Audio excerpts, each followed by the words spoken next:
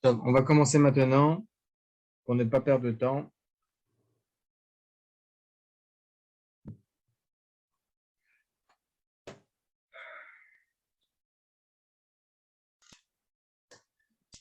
J'aimerais vous faire part, messieurs, d'une histoire qu'une de mes chavrutot m'a racontée. Et il est vrai qu'il y a beaucoup de moussard dans, dans ce genre d'histoire. On se pose très très souvent la question que les slichot ou bien certains piyutim, certaines chansons de Rosh Hashanah ont l'air très joyeuses. Et pourtant, lorsque l'on retient les mots, lorsque l'on comprend les mots, on voit qu'en réalité, il s'agit vraiment de quelque chose de sombre. On dit Chatanu lefanecha, rachem alenu. Et pourtant, on chante en hymne ce genre de mots qui ont l'air très, très, très sombres. On prie à Kadosh Baruch Hu, Zochenu lechaim, Elech hafetz bachaim, Kodenu besefer chaim, lemanach Elohim chaim. Si on savait, messieurs, et on arrivait à se rendre compte de de ces mots-là, Zochenu lechaim. Souviens-toi, Kadosh Baruch Hu, que j'ai besoin de vivre. Melech hafetz bachaim. J'ai envie de vivre. Kodvenu besefer chaim. Alors, s'il te plaît, Kadosh Baruch Hu, écris-moi dans le livre de la vie, les Ma'anach Elohim Chaim. Pour toi, je vis à Kadosh Baruch Hu. Vous vous rendez compte, c'est comme si que les Havdil, évidemment, aucune similitude, mais c'est comme si qu'on se trouvait de face à un bourreau, et on dit, s'il te plaît, laisse-moi la vie. Est-ce qu'on se rend compte, messieurs, de ce que l'on va lire depuis Rosh Hashanah jusqu'à Kippour, ces mots-là qui sont intenses. Zochenu lechaim, melech hafez bachaim, kodvenu besefer chaim, ma'anach Elohim chaim. En une phrase, on demande à Kadosh Baruch Hu 4 fois, laisse-moi la vie. Laisse-moi la vie. Comme disait le Rabbi Israël Misalant, il disait qu'une personne qui ne comprend pas ces mots ne peut pas pleurer. C'est pas possible. C'est pas possible. Donc, et ce qui est important, messieurs, c'est que, donc la question qu'on vient de poser, comment ça se fait qu'il y a certaines chansons, on les chante avec tant de fierté et tant de kiff, pendant les slichot aussi, Chatanu lefanecha, rachem alenu, et pourtant c'est sombre. Alors écoutez bien, messieurs, cette question, en fait, je la rajoute dans l'histoire. Elle n'est pas assimilée à ces histoires, mais c'est un grand moussard. Écoutez bien l'histoire que m'a racontée une de mes chavrutot. Il y avait à l'époque du Gaon de Vilna, une grande yeshiva du Gaon de Vilna. Les élèves du Gaon de Vilna, on les appelle Tamina Agra. Ok, les élèves du Gaon de Vilna. Et ils ont tous pris sur eux par la demande du Gaon de Vilna de tous monter en Israël, en Eretz d'Israël. Le Gaon de Vilna, lui, n'est pas monté pour plusieurs raisons.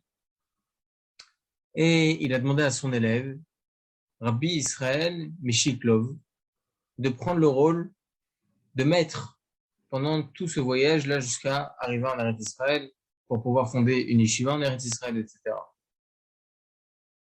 Lorsqu'ils étaient en pleine mer, la mer commence à s'agiter et fait virer le bateau de manière assez compliquée, au point où les personnes qui s'occupaient du bateau, le commandant, tout le monde dit que c'est très très grave. Si la mer ne s'arrête pas maintenant, eh bien tout le monde coule. Qu'est-ce qu'ils ont fait les élèves du Gaon de Vilna? Par la demande, là pour le coup de Rabbi Israël Mishiklov, que tout le monde doit prier, mais pas simplement prier. Il a demandé à tous, de prier à Kadosh Baruch Hu à voix haute pour que tout le monde entende et demander supplication à Kadosh Baruch Hu par les fautes qu'il a pu faire et révéler les fautes face à tout le monde. Face à tout le monde. Alors bien évidemment, il s'agissait de quelque chose d'assez honteux, mais c'était la demande de Rabbi Israël Mishiklov. Et là, il y a un jeune homme, il, il dit, voilà, je vais commencer moi. Je vais commencer moi à prier, il est tout rouge. Et là, à voix haute, avec force, il dit à Kadosh Baruch Hu, j'ai fauté et j'ai menti à ma mère pendant 2 ans. Après cette prière intense, Rabbi Israël Mishiklov se retourne vers ce jeune homme-là et lui dit, raconte-moi, qu'est-ce qui s'est passé? Et il dit que votre arabe, j'ai très très honte. J'ai menti à ma mère pendant 2 ans. Et voilà l'histoire. Mon père travaillait, il était forgeron, quelque chose de ce genre. Ma mère était à la maison, à s'occuper de tout le monde. Et on avait le mérite. Et on avait le mérite d'habiter au mur adjacent de là où habitait le Gaon de Vilna. Et le mur était assez fin, où on pouvait tout entendre de ce qui se passait dans la maison du Gaon de Vilna. Mais quel mérite! Et là, lorsque mon père, comme ça il raconte, rentrait à la maison le soir érincé, il s'asseyait, il mangeait, et il s'asseyait proche du mur adjacent, et il écoutait le Gaon de Vilna en train de dire malheur à celui qui s'occupe des choses qui sont futiles, heureux celui qui étudie la Torah. Il n'arrêtait pas de répéter ça, le Gaon de Vilna. Jusqu'au jour où mon père, comme ça il raconte le jeune homme, mon père dit à sa femme, dit à ma mère, regarde chérie, je vais arrêter de travailler. Comment puis-je m'occuper des choses qui sont futiles face au limoud à Torah? Alors certes, je le fais des Shem Shamaim, je fais ça pour ma parnassa, mais j'ai pas envie même pour ma parnassa de m'occuper de ce genre de choses. Ça y est, j'ai envie, comme le Gaon de Vilna, étudier la Torah. Top. Qu'est-ce qu'on va faire? On va appeler tous les enfants. On va leur dire, est-ce que vous êtes prêts? Est-ce que votre père aille étudier la Torah toute la journée? Et tout le monde, bien évidemment, avec joie, ils ont dit, on a envie que notre père, Bezrat Hashem, devienne un Talmid Chacham. Il a fait mieux. Chaque soir, chaque jour, chaque matin, il étudiait la Torah, jour et nuit, Bémet, jour et nuit, jour et nuit, jour et nuit, jour et nuit. Mais la famine commençait à se faire ressentir dans la maison, la pauvreté commençait à se faire ressentir. Il n'y avait pas de quoi. Et là, la femme, elle va voir son mari, à mon père, et lui dit, regarde, il n'y a pas de quoi. Il dit, bah, va travailler. Mal à ça. Moi, j'ai pris son mot, ça d'étudier la Torah. Top. Ma mère essayait de travailler le peu qu'elle pouvait, le maximum qu'elle pouvait. Et tous les matins, elle me donnait du pain pour que je puisse manger. Lorsque j'ai vu que la pauvreté vraiment insistait dans notre maison, j'ai dit à ma mère, regarde maman, ça sert à rien que tu me donnes à manger. À la yeshiva, il me donne à manger. À la yeshiva, il me donne à manger. Je dis, mais t'es sûr? C'est vraiment comme ça? Elle dit, oui maman, je te promets que c'est comme ça. En réalité, c'était faux. Pendant 2 années, ma mère ne m'a pas donné à manger le matin et je mangeais que le soir en revenant à la maison, afin que mon père puisse rester étudier la Torah. Voilà, Rav, ce que j'ai fait comme faute. Et c'est à cause de ça que, voilà, je prie à Kadosh Baruch Hu de m'excuser. La mère, elle s'arrête de s'agiter. Après maintes et maintes prières, Baruch Hashem, et tout le monde est arrivé en Eretz Israël. Voilà comment se termine l'histoire, messieurs. Regardez le moussard que nous apprend le Gaon de Vilna de cette histoire de Rabbi Israël Mishiklov. Il dit la chose suivante. Il dit, lorsque l'on prie, je rajoute, d'accord? Lorsque l'on prie, certaines fois, on dit Chatan ou Lefanecha. Certaines fois, dans nos fautes, certaines fois, et même la majeure partie des fois, dans nos fautes, il y a la plus grande tefila, et la plus grande joie pour Akadosh Baruch. Pourquoi? Parce qu'une personne, elle peut fauter. Elle peut arriver à la frontière de la faute. Frontière de la faute. Il a tout fait, le gars, pour fauter. Mais je ne veux pas rentrer dans tous les détails. D'accord? Et il s'arrête au dernier instant. Ça. Ici, messieurs, cette faute-là, elle est prise par Akadosh Baruch Hu, elle donne des scouillottes à cette personne. Les olam va être, à tout jamais. Chatanu lefanecha rachem alenu. Comment par nos chataim Akadosh Baruch Hu, il peut être rachem alenu, il peut être miséricordieux vis-à-vis de nous? C'est ces fautes-là. Là où les fautes requièrent, et lorsqu'on creuse, on voit à l'intérieur quelque chose de bon. On voit quelque chose de grand. C'est ça l'histoire de Rabbi Israël Mishiklov. Et après, voilà, bon, Hachem, ils ont tous pu rentrer en Eretz Israël. Messieurs, certaines fois, dans la faute, il y a des choses qui sont graves. Mais si une personne, Baruch Hashem, elle arrive à s'arrêter dans ses fautes, il ne faut pas qu'elle peine à se dire, ah, mais Akadosh Baruch Hu, il ne va pas m'écouter. Chaz de shalom. Chaz de shalom. Akadosh Baruch Hu, il écoute toute personne, messieurs. Toute personne. Et vous dire encore plus que cela. Il y a écrit comme ça, dans le Mizmor que l'on fait à Shabbat, le quatrième. Tefila et Moshe. On fait le matin, messieurs, à Shacharit, les Mizmorim supplémentaires, le Shabbat. Qu'est-ce qu'on fait? Tefila et Moshe, Ish ha-Elohim. Adonai ma'on ata italanu bedor vador. Beterem arim yuladu betecholel eresh vetevel. Omeolam adolam atel. Regardez, messieurs, le prochain passage. Tashev enosh addaka vatomer shuvu ben adam. Dans quel cas Kadosh Baruch Hu il dit shuvu ben adam, revenez à la teshuva? Dans le cas où la personne a fauté. Tashev enosh addaka. Jusqu'à où, messieurs? Daka. C'est quoi Daka? Les rachets et votes, messieurs, les abrégés, les acrostiches du mot Daka, c'est dam, le sang, personne qui a tué. Le kaf, c'est kfira, une personne qui n'a plus cru en Kadosh Baruch Hu. Et Aleph, messieurs, c'est Eshetish. Les avérotes les plus graves, messieurs, sur lesquels il est dit Yareg ve'aliavor.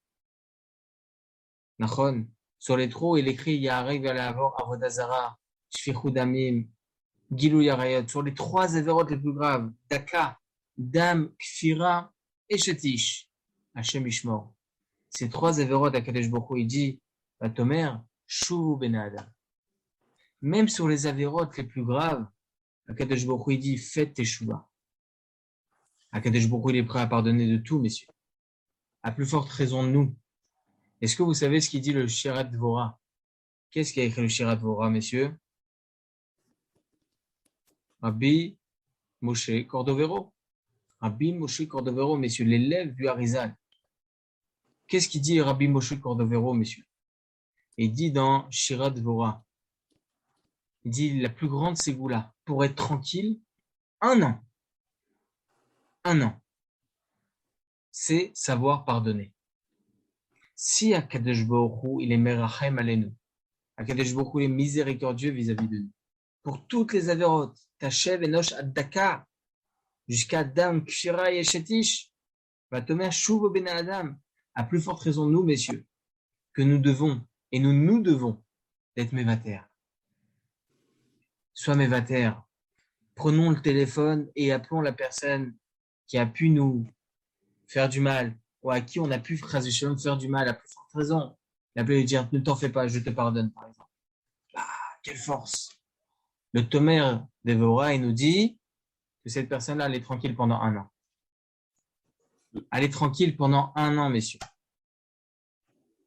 1 an. Le Harizal. Vous savez, il est niftar à l'âge de 37 ans. Le Harizal, il est niftar à l'âge de 37 ans. Comment il est niftar? À l'époque, justement, du Harizal, à l'époque du Bet Yosef, à l'époque de Rabbi Yosef Karo, il y a eu une épidémie, le choléra. Et tous les Gdolei Olam, ils sont niftarim. Rabbi Yosef Karo, Baruch Hashem, il a été nishmar, il est resté en vie. Mais le Radbaz, il est niftar à ce moment-là. Le Harizal, il est niftar à ce moment-là. Et pourtant, messieurs, le Harizal, écoutez bien. Le Harizal, comme ça, c'est écrit que le Harizal n'avait que des élèves. Il aurait pu avoir des centaines et des centaines d'élèves.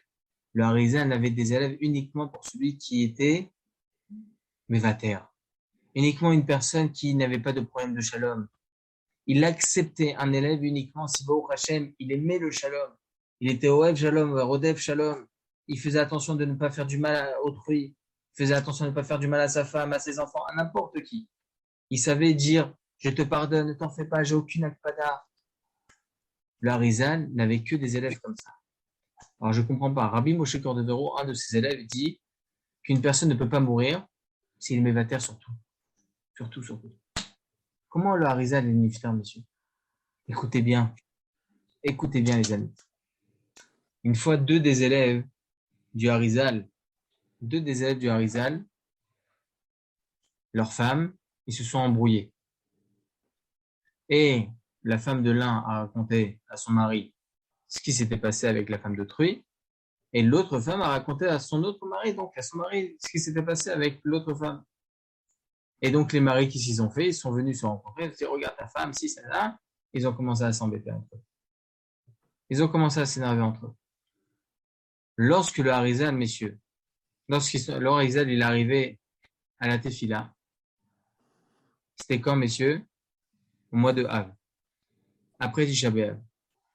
Lorsque le Harizal est arrivé à la Tefila, il a dit bonjour à personne. Il n'avait aucune idée, messieurs, de l'histoire et tout ça. Il a dit bonjour à personne. Il avait l'air sombre. J'ai dit, Vodarav, qu'est-ce qui se passe? Il se retourne face à ses deux élèves et a dit, à cause de vous, il se passera des choses graves. Il est sorti de cette synagogue, messieurs. Il est plus revenu. Il est niftar du choléra. Comme ça, c'est raconté, messieurs, par Rabbi Moshe Cordovero. L'importance, messieurs, d'une personne qui arrive à être mévater, qui n'arrive à ne pas avoir de point noir dans son cœur vis-à-vis d'autrui. Une personne qui arrive à dire, je te pardonne, j'ai rien dans mon cœur contre toi, t'en fais pas, passe ton Rosh Hashanah comme il faut, passe ton Kippour comme il faut. Savoir, messieurs, savoir être, enlever la kpada de notre cœur, savoir, j'ai rien contre toi. Pas avoir un orgueil et se dire, ah oh, t'as vu ce que tu m'as fait, t'as vu ci, t'as vu ça. Savoir, allez, l'isrom, comme on dit en hébreu, être fluide. Vas-y, sois fluide. Une personne, messieurs, qui arrive à être fluide et dire Rabbi Moshe Cordovero, c'est pas moi qui le dis. Dans Tomer Devora, il dit cette personne-là sera tranquille pendant 1 an. Rien, c'est pas moi qui le dis, je suis personne, messieurs. Surtout personne. Vous vous rendez compte, la Haftarah, l'assurance de Rabbi Moshe Cordovero, il est tranquille pendant 1 an. Il a une année sûre. Vous vous rendez compte? Oh, combien, messieurs, c'est important. C'est important de savoir être mévater. Être à l'image d'Akadosh Baruch Hu, El, Rachum, Vechanun, et Rechapaim, Verav Chesed Ve'emet. C'est important, messieurs, d'être à l'effigie d'Akadosh Baruch Hu. À l'effigie d'Akadosh Baruch Hu. Akadosh Baruch Hu. Nous, on est Betselem Elohim. On a l'image d'Akadosh Baruch Hu. Sinon, on se permet d'être orgueilleux et se dire, ah, c'est bon, il m'a saoulé, telle et telle personne. Je vous ai raconté, je pense, l'histoire avec Rabbi Baruch Rosenblum. Baruch Hashem, il passe maintenant à Torah Box. Et c'est pendant des années, ça fait 20 ans qu'il fait des shurim extraordinaires. Les livres Alenu Bishabéar, pour ceux qui connaissent, c'est lui qui a écrit. Donc, Rabbi Baruch Rosenblum, il raconte, il y a quelques semaines de cela, il a raconté dans son shiur en hébreu. Il a raconté dans son shiur qu'il y a un homme qui est venu le voir. Et il commence à pleurer. Il dit, Vodarav, regardez ce qui s'est passé. Il y a 50 ans de cela. 50 ans. 50 ans. Il y avait une grosse pauvreté à Jérusalem, c'était très difficile. Et je vais pour travailler dans une petite entreprise. Je travaille, Baruch Hashem, j'arrive à avoir une petite parnassa, comme ça il raconte. Et à l'époque, c'était très très rare les lecteurs disques, les lecteurs CD. Oh, ça venait d'arriver, les MP3, les trucs comme ça venait d'arriver. Même pas les MP3, hein, les lecteurs CD plutôt. Et un jour, le patron, il rentre en trombe dans la société et dit, quelqu'un m'a volé mon lecteur CD. Quelqu'un m'a volé mon lecteur CD. Dites-moi qui est-ce qui m'a volé mon lecteur CD. Tout énervé, personne répond. Il dit non, c'est pas moi, c'est pas moi. Il dit regardez, c'est simple. Vous ne sortez pas d'ici tant que personne ne me dit. Personne dit quoi que ce soit. Le patron il dit regardez, moi je sais lire dans la figure de chacun. Je sais lire. J'ai appris à lire sont les traits, etc. Je sais qui est-ce qui pourrait mentir. Il passe devant chacun jusqu'à qu'il arrive à moi. Comme ça, il raconte cet homme-là.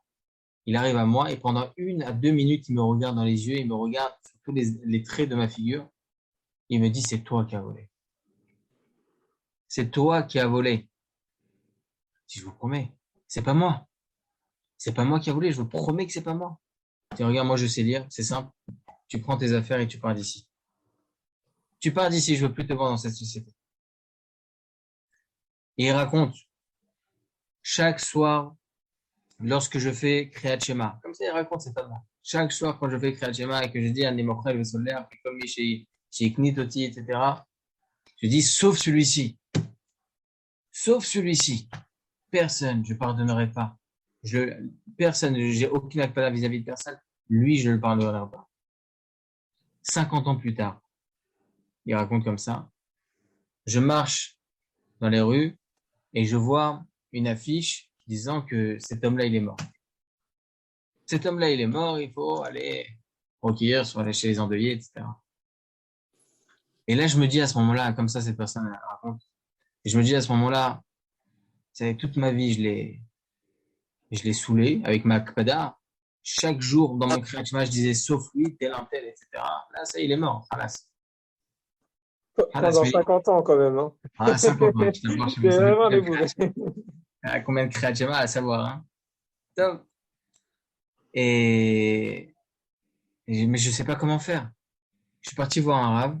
J'ai toujours une akpada dans mon cœur. Comment je vais faire? Comment? Et le rave, il m'a dit, prends de l'argent, va payer des avrechim qui lisent des Mishnayot, etc., les Lunishmat, cette personne-là, et Akadosh Baruch Hu, il va voir, au prochain ton maasé que tu as fait, et Akadosh Baruch Hu va lui enlever cette akpada sur sa tête. C'est ce qu'il a fait. Comme ça, il raconte, j'ai fait comme ça, je suis parti dans un gmar, j'ai pris 2000 shekels, j'ai payé. Le Rav Rosema, j'ai kol hakavod, bemet, chazak bemet. Dans sa mort, etc., même pas devant tout le monde, même pas devant lui, il a fait ça dans sa mort, kol hakavod. Et là, cet homme-là commence à pleurer, il dit, Kvodarav, même après ça, j'ai toujours une akpada dans mon cœur. Et je n'arrive pas à sortir cette akpada du cœur. Messieurs, c'est inimaginable comment l'être humain n'arrive pas à sortir certaines fois des rancœurs vis-à-vis d'une autre personne. Mais si Akadosh Borou Birvodo Beatzmo, il dit Tashev Enosh Addaka Vatomer Shuvu Ben Adam. Même les avérantes les plus graves, il faut jamais oublier, messieurs, qu'Akadosh Borou, c'est notre père. Et un père, il aimera toujours son fils. L'homme échané, qu'est-ce qu'il fait? Il sera peut-être énervé vis-à-vis de lui, mais il le pardonnera toujours. Nous, messieurs, on doit être à l'effigie d'Akadosh Baruch Hu à ce niveau-là. Tov. Messieurs, je voulais vous parler d'Alacha et du coup, je suis parti en vrille complètement. Alors, Bezrat Hashem, faire quelques alachot en préparation à Rosh Hashanah. Oui, Avishai. Ah bah, vous avez lu sur mon visage. J'avais même Ouais, pas... ouais. Non, c'est juste que quand vous avez raconté l'histoire du Harizal, la fin de l'histoire, ça a coupé, moi de mon côté. C'était quoi en fait? Les deux femmes, elles se sont disputées. Les deux Elles sont maris disputées, elles sont étaient pas. parties voir leur mari et les Et, maris, ils se sont vus, ils se sont disputés aussi, du coup. et c'est Alors que quoi? c'était les élèves de Harizal. Et le Harizal, il leur a dit, il est juste venu, il leur a dit, ouais, je vous pardonne pas, et je sors de la synagogue, à cause de vous, il va y avoir de graves Non, non, choses, c'est non. tout. Il est rentré dans la synagogue. Il est rentré dans la synagogue, il a dit bonjour à personne. Et personne ne comprenait pas. Le Harizal, il arrivait toujours le bonjour et la vatrinam, l'amour du prochain, etc. C'était très spécial. Et il s'est retourné sur ses, il a retourné ses yeux vers ces deux hommes-là. Il leur a dit, à cause de vous, il y aura une akpada, il y aura quelque chose. Et c'est ce qui s'est passé. Il est D'accord. niftar. Il est niftar. Tov, les amis, sur Rosh Hashanah, la misva principale, messieurs, de Rosh Hashanah, misva deoraita, c'est l'atkiat shofar, la sonnerie du shofar. C'est que le premier jour. Le deuxième jour, c'est misa derabanan. Donc, bien savoir ces halachot. Je comprends, messieurs, que certains ont certains marzors où il y a écrit certaines choses selon certains rabbanim, mais je vais vous expliquer quelque chose. On a un din dans la halacha, messieurs. On est en train d'apprendre d'ailleurs dans les brachot qu'il est interdit de s'interrompre pendant nos brachot. On a vu encore hier dans notre dernier cours, interdit de s'interrompre entre la bracha de la misva et l'accomplissement de la misva. On ne peut pas parler, discuter, répondre à quoi que ce soit tant qu'on ne s'est pas essuyé les mains. On a vu ça hier. Le chauffard, c'est la même chose. Le bal tokia, il fait la bracha de Tkiat chauffard, il va sonner. Interdit de s'interrompre, interdit de parler, interdit de dire quoi que ce soit jusqu'à la fin bichlal de la chazara. Interdit de parler. Dans certains marzorim, pourtant, messieurs, il va y avoir écrit que lorsque l'on va entendre dans les premières sonneries, on a les sonneries lorsqu'on est debout et les sonneries quand on est assis. Les premières sonneries, messieurs, c'est lorsqu'on est assis, c'est-à-dire tout le monde se lève pour la beracha et ensuite, avant que le bal tokea il sonne, tout le monde s'assoit. D'accord? c'est ce qu'on appelle Tkiyot de Miyushav. On s'assoit tous. À ce moment-là, messieurs, on va écouter Tashrat, Tekiya, Shvarim, Troua, Tkiya. D'accord? Tashrat. Et on va avoir Tashrat à 3 reprises. Après ces 3 reprises-là de Tashrat, on a un deuxième groupe de sonneries qui s'appelle Tashat. C'est Tkiya, Shvarim, Tekiya. À 3 reprises. Et dernière catégorie, messieurs, c'est Tarat. Tkiya, Teroua, Tekiya, à 3 reprises aussi. D'accord? Ça fait un certain nombre de tkiyot, 30 plus encore 30. En tout et pour tout, on va sonner 100 tkiyot plus une à la fin, la troak de là. Ok? Le dernier grand son. Il a fait mieux. Il y a un monsieur dans certains marzorim où il y aurait écrit que lorsqu'on est assis et que l'on entend le Baal Tokea, entre chacune des catégories que je viens de vous citer, le Baal Tokea, il fait une interruption. Et chacun lit un passage, selon certains marzorim, j'ai dit, lit un passage de vidouille. Akadosh Baruch Hu, j'ai fauté, pardonne-moi, etc., etc. Tout le monde finit ça. Le Baal Tokea reprend Tachat à 3 reprises. À la fin de Tachat, chacun lit un passage de vidouille, encore une fois. C'est un autre passage, jusqu'à qu'on arrive à Tarat à la fin, hein, et c'est terminé. Messieurs, ça c'est selon le Harizal.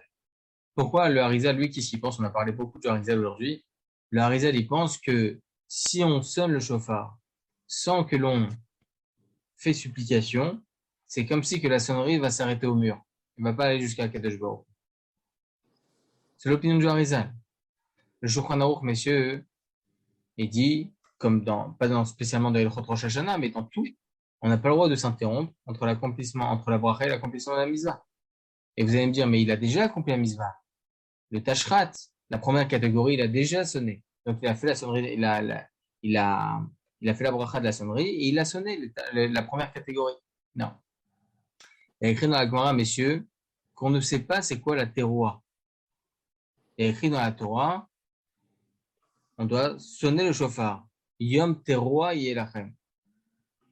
Yom teroua yelachem. Un jour de sonnerie sera pour vous. C'est quoi la teroua de la Torah? On ne sait pas. Peut-être que c'est Tkiya, peut-être que c'est Troua, peut-être c'est Shvarim. D'accord? Donc on ne sait pas c'est quoi. C'est pour ça que Chachamim, au fur et à mesure des époques, comme ça il explique le Rambam, ils ont institué 3 catégories de sonnerie. Tkiya, Shvarim, Teroua, Tkiya, etc., etc. Teroua, Tkiya, etc. 3 catégories de trucs.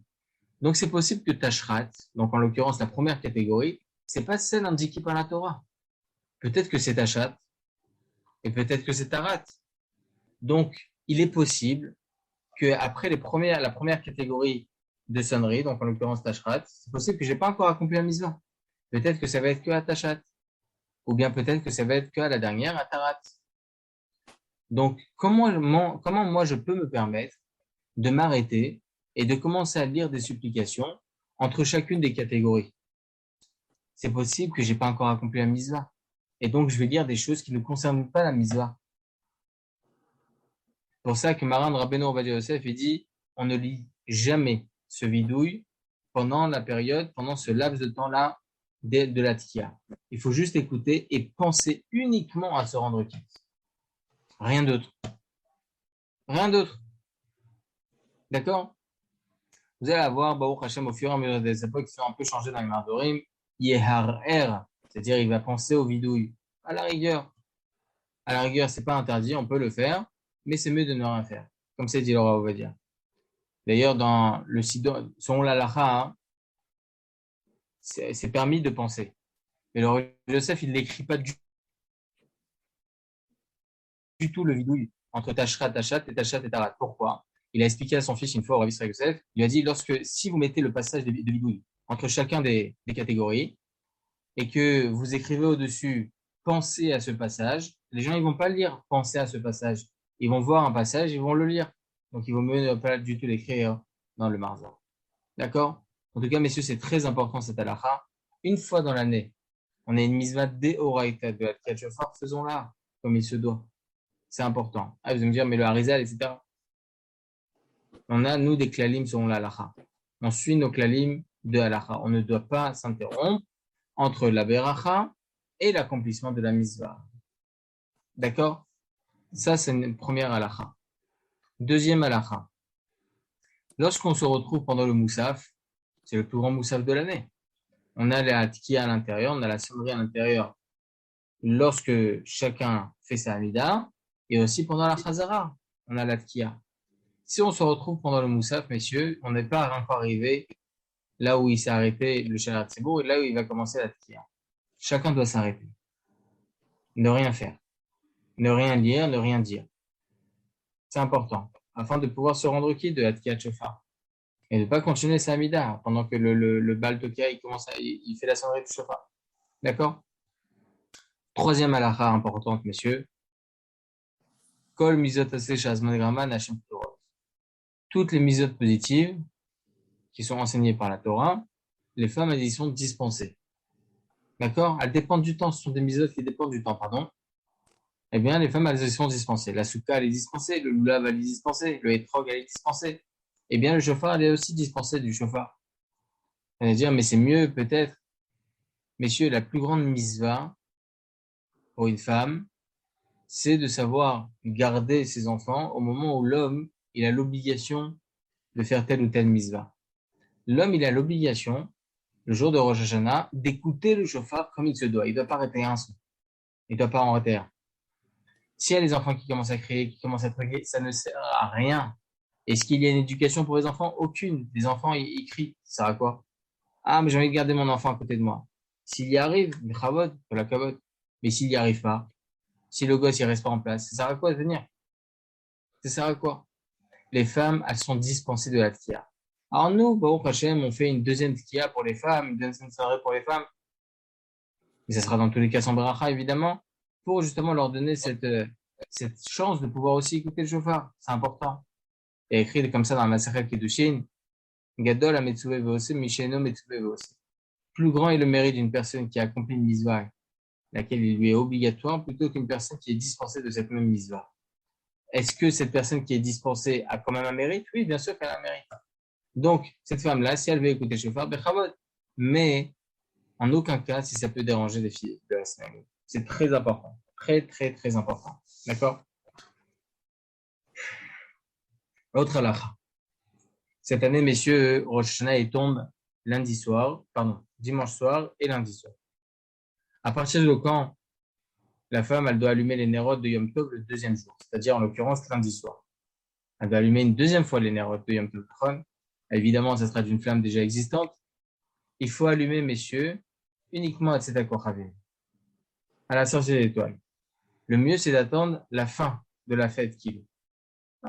En Israël, par exemple, en ce moment à Jérusalem, 18h51, c'est la fin, c'est Tzedakah Kochavim, et la fin de Yom Tov, entre guillemets, c'est 30 minutes après plutôt, c'est à 19h05, c'est Espagnol, etc., à 19h05.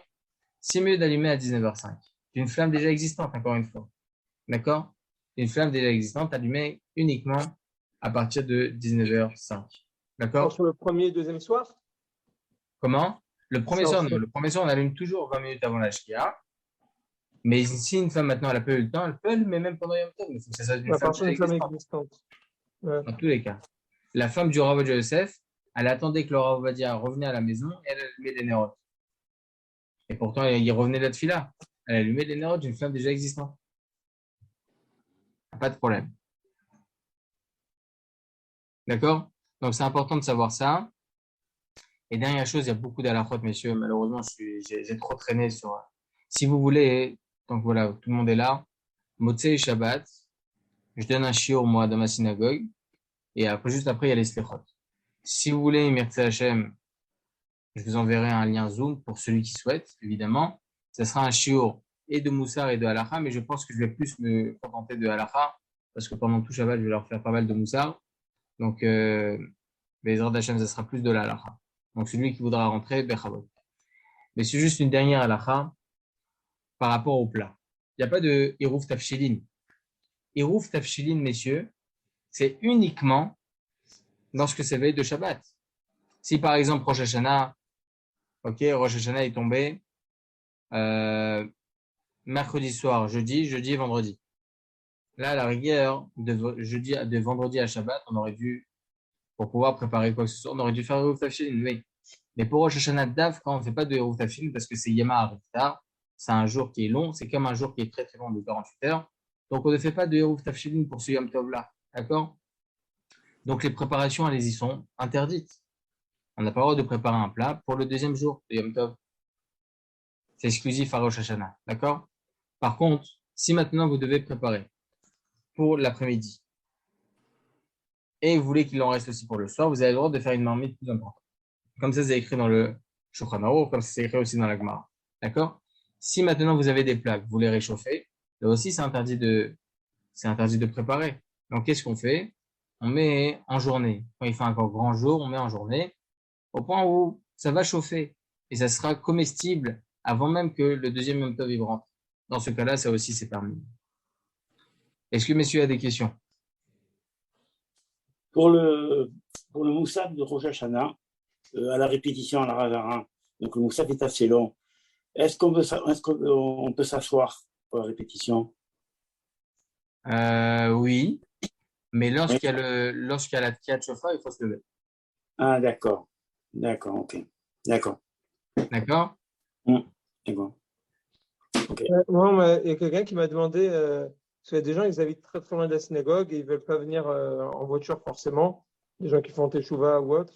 Et donc, ils me demandent est-ce qu'ils peuvent sonner du chauffard, est-ce qu'il faut une sonnerie ou est-ce que ça suffit une fois de faire 30 sonneries 3 fois Tashrat, 3 fois Tashat et 3 fois Tarat. C'est suffisant. c'est tout? Ouais. On ne dit pas comme dans la Gemara que c'est que des larves à Satan, etc. Si vous voulez faire plus de Chavod, mais c'est pas obligatoire. D'accord. Ok. Ok, les amis? Ok. Mais je comprends pas, non, on dit shalosh, shalosh, shalosh. Donc il faudrait faire 3 fois chacune des sonneries pour être sûr d'avoir fait la bonne sonnerie si on a un C'est ce doute. que j'ai fait. C'est ce que j'ai dit. Donc, 3 fois Tashrat, 3 fois Tashat et 3 fois Tarat. D'accord. Donc ça fait. D'accord. Donc ça fait 30 sonneries, quoi. D'accord, ok. Voilà. Ok. Voilà, les amis. Chazak ve'ematz. Voilà, Je vous souhaite à tous Shana Tova Mvorechet. voilà. Gmar Chatima Tova. Que vous puissiez, Bezrat Hashem. Akadosh Baruch Hu, il écoute toutes nos tfilotes, Mirtze Hashem.